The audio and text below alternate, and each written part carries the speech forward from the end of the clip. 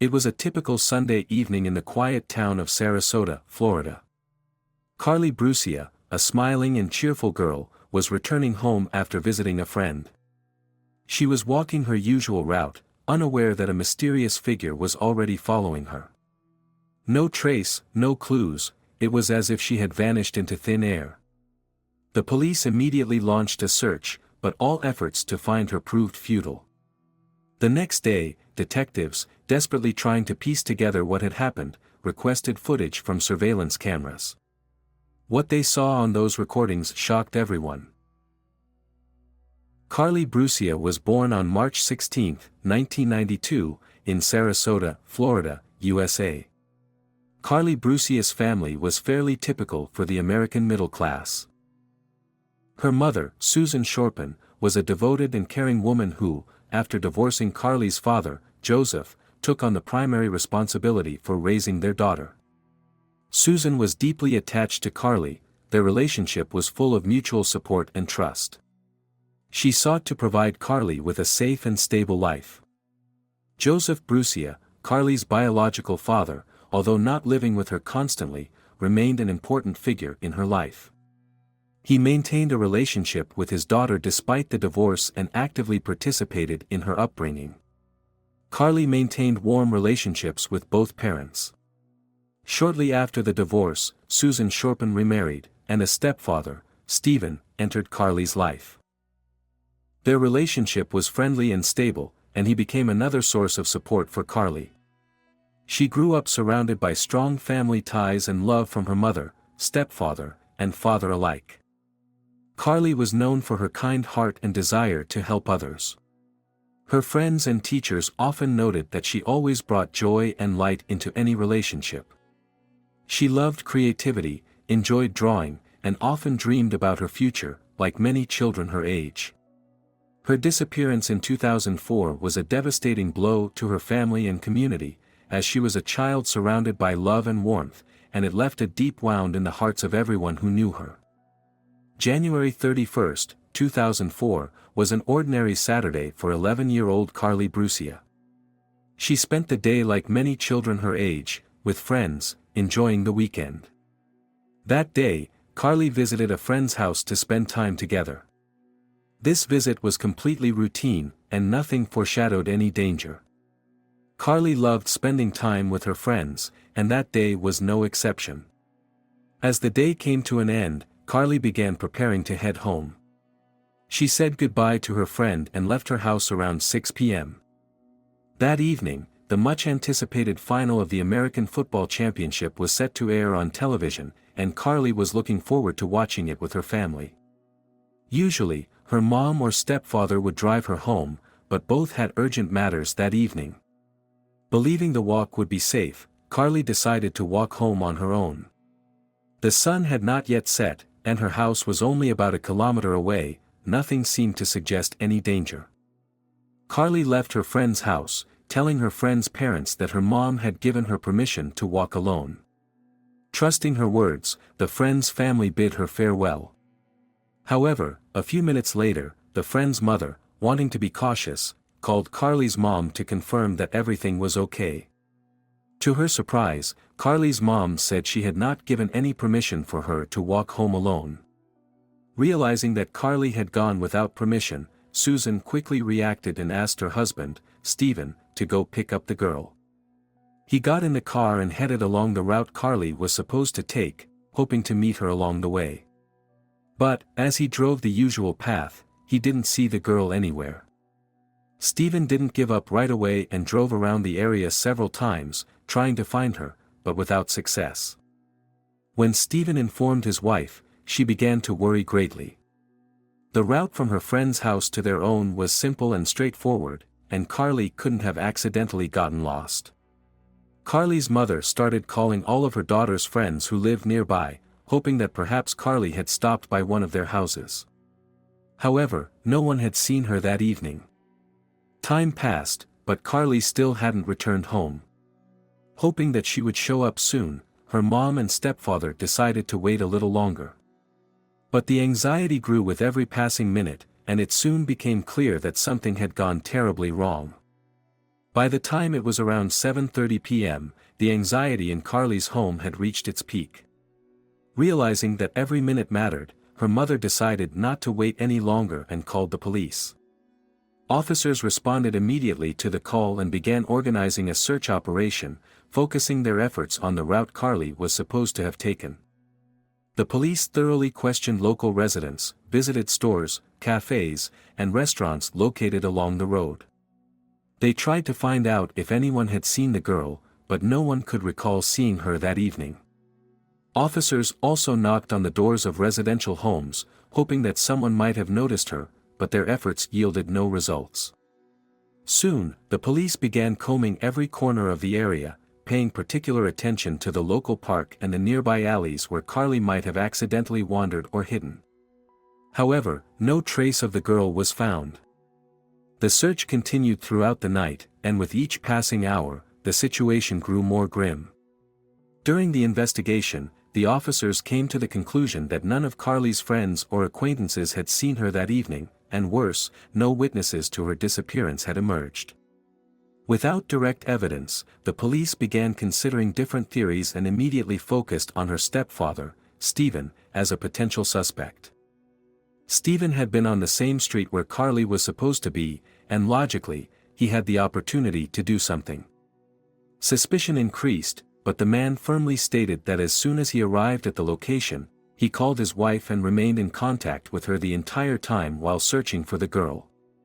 His wife confirmed his account, which made investigators doubt that Stephen could have been involved in the abduction. However, during his conversation with the police, Stephen mentioned something that immediately caught the detectives' attention. While searching for Carlie, Stephen noticed the same red pickup truck several times, driving along the same stretch of road as him. The truck struck him as odd because it appeared too frequently, as if the driver wasn't just going about his business but was also looking for something or waiting. This made him suspicious, but at the time, Stephen was entirely focused on finding the girl and didn't give it much thought. Later, when Stephen passed by Carlie's friend's house, a new wave of anxiety hit him. The same red pickup truck was parked in the driveway. It was the same vehicle he had repeatedly seen on the road while searching for Carlie. It turned out that this truck belonged to Ron, Carlie's friend's stepfather. This fact made the detectives take notice. They began considering Ron as a potential suspect, as his presence at the scene of the girl's disappearance couldn't be a mere coincidence. Moreover, further circumstances emerged that heightened their suspicions and gave the police strong reason to believe that Ron might have been involved in Carlie's disappearance. The next morning, trained search dogs were brought to the scene to assist in the investigation. The dogs were given some of Carlie's personal belongings to sniff, and soon they confidently picked up her scent. The trail led along the road from her friend's house, matching the girl's supposed route. However, after some time, something strange and alarming happened. The dogs led the detectives to a car wash located nearly halfway between Carlie's friend's house and her own home. It was here, on the edge of the car wash parking lot, that the trail suddenly stopped. This alarmed the police. The place where the dogs lost the scent wasn't random. Carlie could have cut through the car wash to take a shortcut to her home by using a different road. However, the fact that the dogs could not detect her scent beyond the car wash deeply worried the detectives. It suggested that something might have happened here. The police immediately cordoned off the car wash, understanding that this could have been the site of crucial events. They began meticulously searching every corner, hoping to find any clues that could shed light on the girl's disappearance. The owner of the car wash, upon learning what had happened, informed the detectives that the facility was equipped with motion-activated cameras.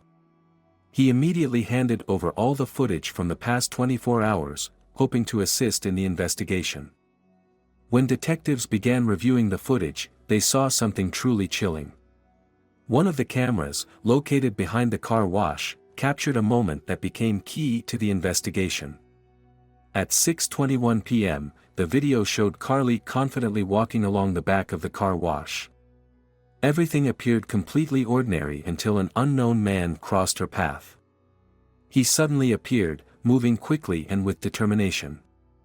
Without hesitation, the man approached Carlie and grabbed her by the arm. On the footage, it can be seen that he spoke to her for a few seconds.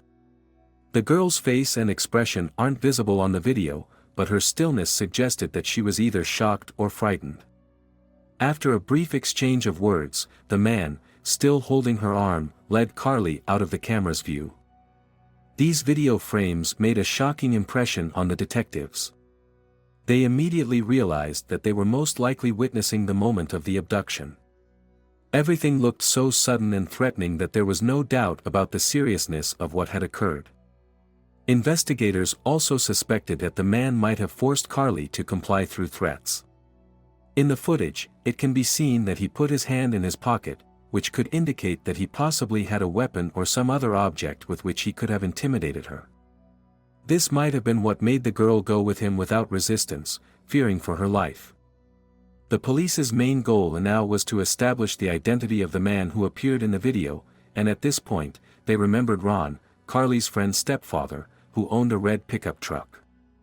Despite the less-than-ideal quality of the video, the detectives noticed that the man bore a resemblance to Ron. Moreover, Carlie's stepfather, Stephen, had previously mentioned seeing the same red pickup truck while searching for Carlie, which only intensified suspicions about Ron. The police invited Ron in for questioning, but he firmly denied any involvement in Carlie's disappearance. He explained that after Carlie's friend's mother became worried about her disappearance, he also decided to help with the search. Ron said that both he and his wife were deeply concerned that Carlie had left their home without her mother's permission, and they felt responsible for her safety. As for the video footage, Ron claimed that at the time captured on the video, around 6:21 p.m., he was still at work. He stated that he left work later than the moment shown on the video. The police decided to check his alibi and interviewed his co-workers. All of them confirmed that Ron had indeed left work later than the time recorded on the footage. Despite Ron's testimony and the confirmation from his colleagues, the detectives decided not to rule out his potential involvement and asked for permission to search his red pickup truck. Ron agreed without hesitation, which appeared to show his willingness to cooperate. The search of the truck was thorough. The police were looking for any evidence that might indicate Carlie's presence, hair, traces of blood, fingerprints, or any of her belongings. However, after a meticulous inspection, no traces pointing to Carlie's presence were found. The vehicle turned out to be clean, which convinced the detectives that Ron was likely not involved in her disappearance. Based on this information, they concluded that Ron was telling the truth and was not connected to the crime. With this, the investigation returned to square one. Detectives refocused their attention on trying to identify the man seen in the car wash surveillance footage. They began searching for other camera recordings in the area, questioning witnesses, and reviewing all the collected materials in hopes of finding even the slightest clue that could lead them to the mysterious abductor. The police quickly noticed an important detail: the clothes worn by the man in the video. His outfit resembled a work uniform, which could indicate his profession or workplace. What particularly caught the investigators' attention was the fact that a patch or name tag was visible on the man's chest. Experts attempted to enhance the video quality to read the text on the badge. Despite their efforts, they couldn't achieve a clear result. The only thing they could infer was that the badge likely had a name consisting of 3 letters. Additionally, the man had visible tattoos, but due to the low resolution of the footage, they were indecipherable. Nevertheless, this detail became another important lead in the investigation.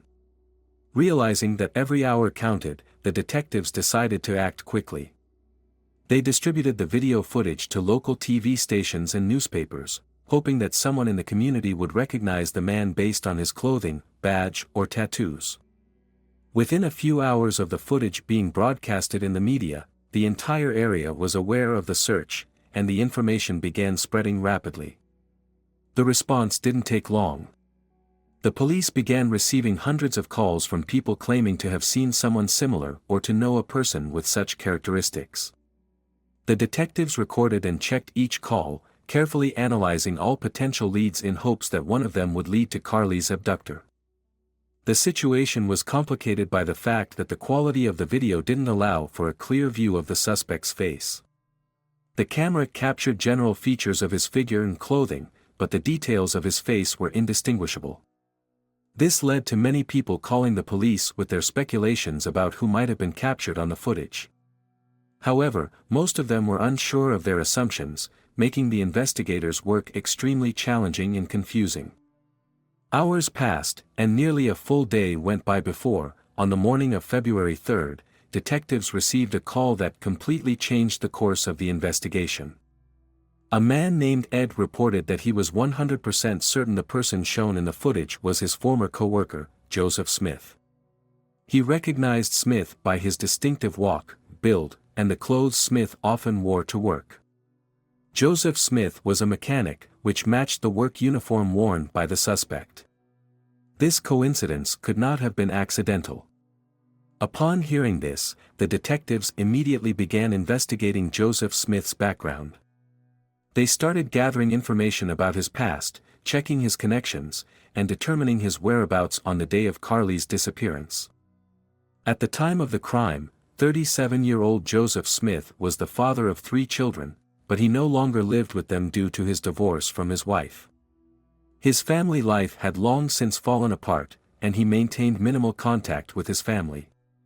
Instead, his life had become closely intertwined with the criminal world, in which he had been involved for much of his adult life. Smith had an extensive criminal history, having been arrested numerous times for various offenses. His arrests ranged from possession and use of illegal substances to more serious crimes such as kidnapping and unlawful detention. By the time of Carlie Brucia's abduction, Joseph was on probation. The year prior, he had violated the terms of his early release twice, but for inexplicable reasons, he managed to avoid being sent back to prison. The police also found out that Smith owned a brown Lincoln car. This led the detectives to review the surveillance footage from the area of Carlie's abduction again, hoping to spot his vehicle at the scene. However, despite their efforts, Smith's car was not seen in the vicinity. Nevertheless, the investigators' attention was drawn to another vehicle, a light-colored Buick, which entered the car wash parking lot just 3 minutes before Carlie was abducted. This could have been an important clue, but the video quality was too poor to discern any key details or the car's license plate number, complicating the investigation further. Even though Smith's car did not appear on the footage, the detectives decided to focus on him as the main suspect. After learning that Joseph was renting a room in the house of an elderly couple, they went there to take further action. First, the police conducted surveillance and discovered that the homeowners were temporarily away, and Smith was inside his room. When detectives knocked on the door of the house where Joseph Smith was staying, there was no answer. Despite knowing that Smith was inside, he did not open the door. The police decided to call the officer overseeing his probation and a family member to ensure the procedure was legal. The wait dragged on, and only after about 45 minutes did Smith's sister arrive at the house. She agreed to help and brought her brother outside to meet with the detectives. Under pressure, Smith insisted that he had nothing to do with Carlie Brucia's abduction. He claimed that he was in a different part of town on the day of the girl's disappearance and could not have been at the scene. However, when detectives showed him the surveillance footage of the abduction, Smith noted that the man in the video did indeed resemble him. Despite this, he continued to deny involvement, insisting that it was not him. In a show of willingness to cooperate, Joseph Smith gave the detectives permission to search his room and vehicle without needing a warrant. During the inspection of his room, the police found several sets of gray mechanic uniforms, the same type of uniform worn by the abductor in the video.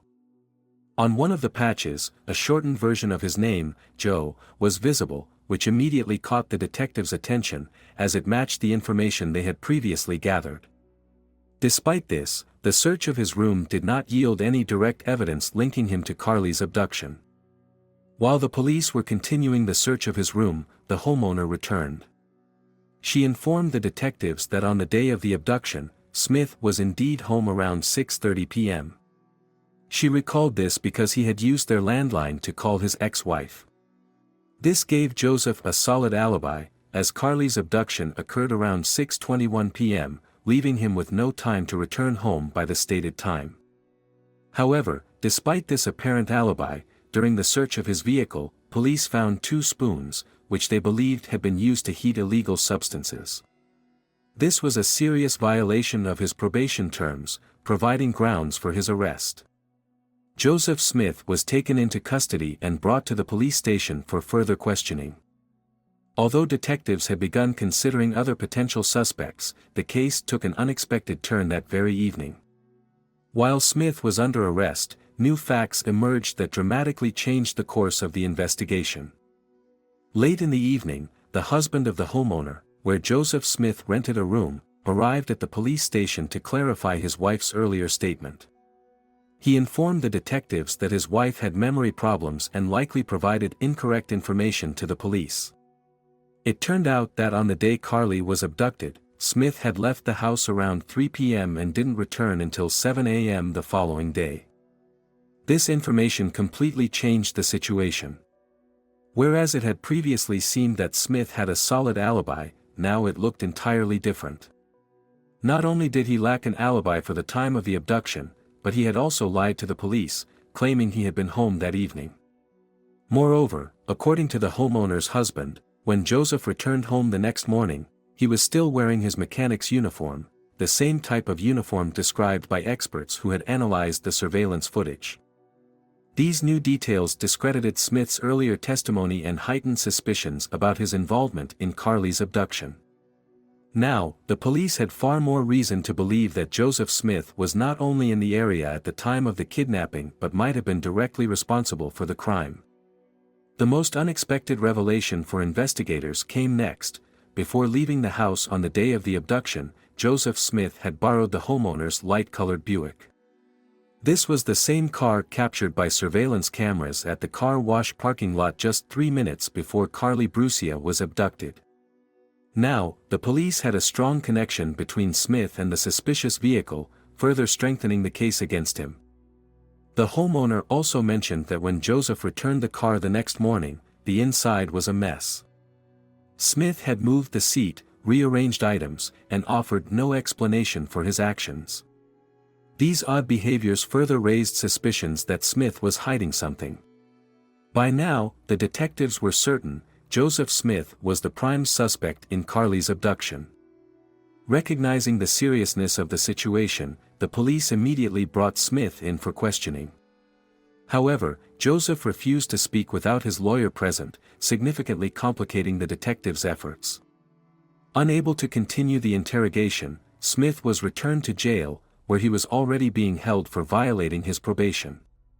The focus of the case now shifted to gathering additional evidence to definitively link him to the crime. The next day, Joseph Smith's brother, John, came to the police station, and his visit brought unexpected and crucial information to the investigation. John told the detectives that over the past few years, he and his brother had barely maintained contact and only communicated rarely. However, on the evening of February 1st, Joseph unexpectedly called him. John refused to talk on the phone, as his relationship with his brother had always been tense, but shortly afterward, Joseph showed up at his house. When John saw his brother, he immediately noticed that something was wrong.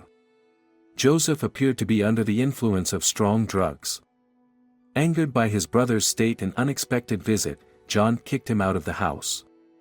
At the time, he didn't think much of it, but later, when he saw the footage of Carlie's abduction on the news, he was horrified to realize that the person in the video strongly resembled his brother. Understanding the importance of this information, the detectives asked John to help them elicit a confession from Joseph. John agreed and decided to visit his brother in jail, accompanied by their mother. The meeting took place, and they spoke for about an hour and a half. This conversation was seen as a potential breakthrough that could lead to a full confession from Joseph. When John left the jail after the long conversation with Joseph, he informed the detectives that he hadn't managed to get a confession from his brother.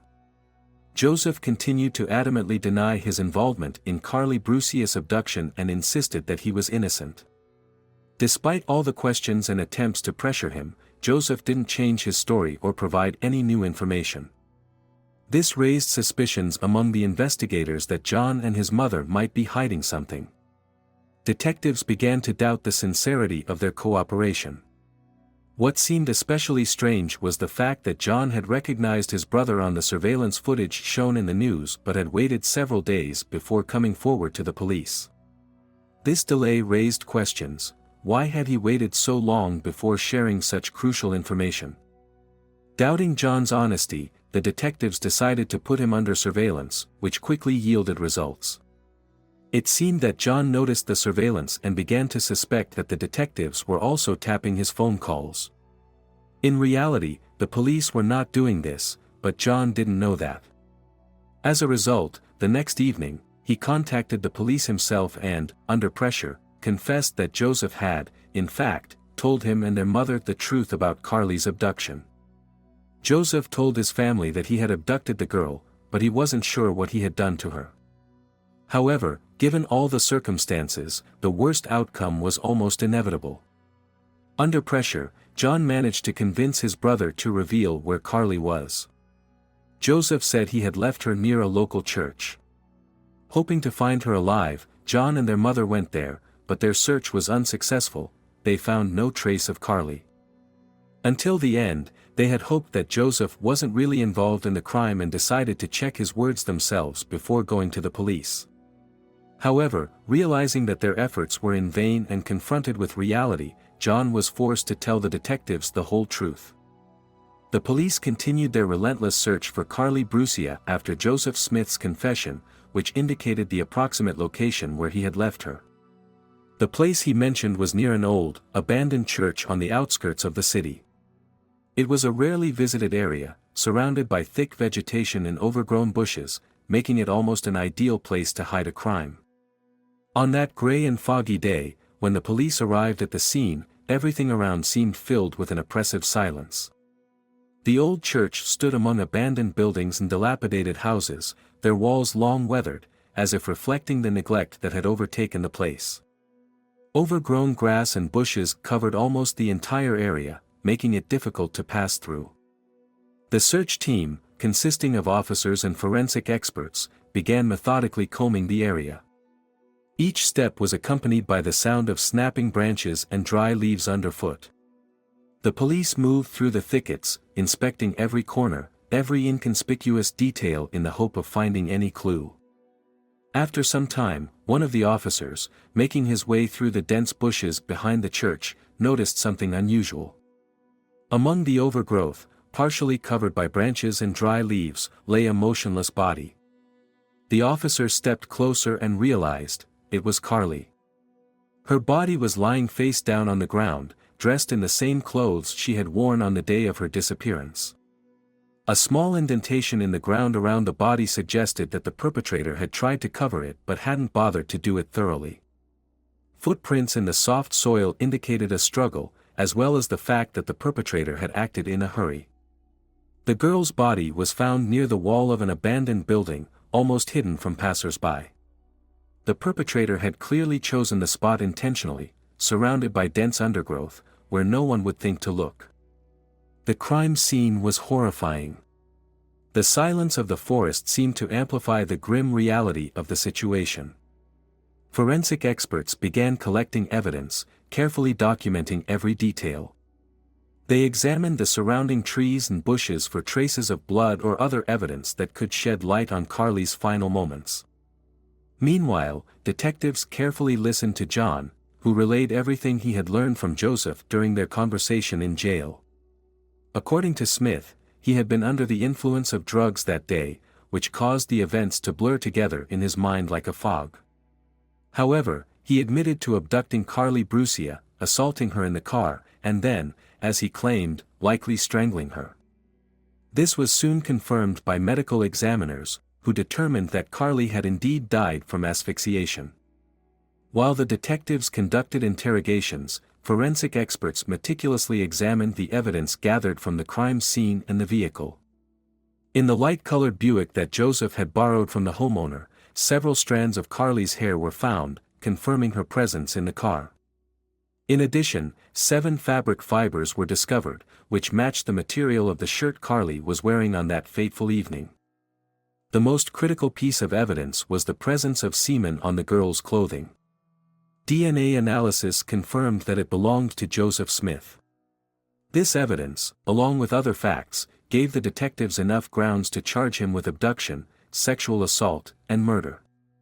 Despite his confession to his brother, mother, and the investigators, Joseph Smith again tried to distance himself from his guilt, insisting on his innocence when confronted by the detectives.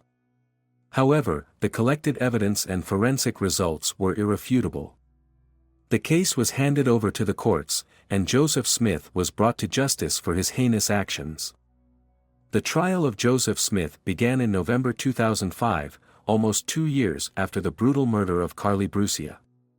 Smith's defense was in a difficult position. They had no compelling evidence to exonerate their client. On the contrary, the prosecution had numerous pieces of evidence pointing to his guilt.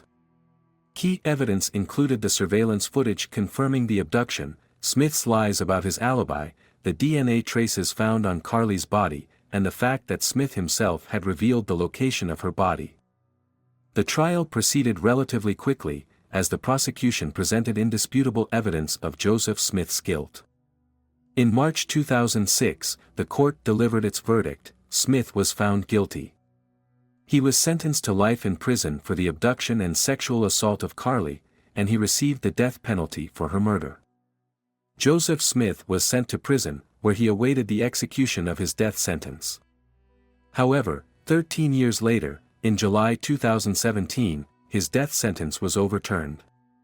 This happened due to changes in the law that now required a unanimous jury decision to impose the death penalty. In Smith's case, only 10 out of 12 jurors had voted for the death penalty, which became grounds for revisiting the sentence.